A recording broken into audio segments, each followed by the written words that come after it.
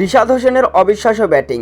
এবারে পিএসএলে টানা 4 বলে 4 ছক্কা হাঁকিয়ে নিজের নামের পেছনে এক রেকর্ড গড়ল রিশাদ হোসেন।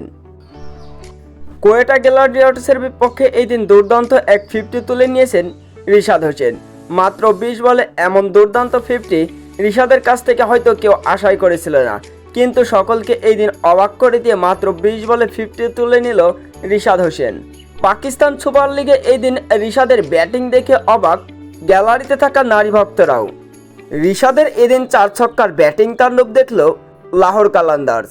চলতি পিএসএলে লাহোর কালান্দার্সের হয়ে অবশ্য দুর্দান্ত বোলিং এবং ব্যাটিং করে চলেছেন রিশাদ হোসেন। বল হাতেও মুগ্ধতা ছড়িয়েছেন এই দিন রিশাদ। ইতিমধ্যে 7 উইকেট নিয়ে পিএসএল এর সর্বোচ্চ উইকেট শিকারী বোলারও বনে গিয়েছেন রিশাদ হোসেন। তবে কোয়েটা গ্ল্যাডিয়েটর্সের বিপক্ষে দুর্দান্ত ব্যাটিং এই দিন রিশাদের কাছ থেকে। রিশাদ তার ব্যাটিংয়ে যাচ্ছে নালেন পিএসএলে।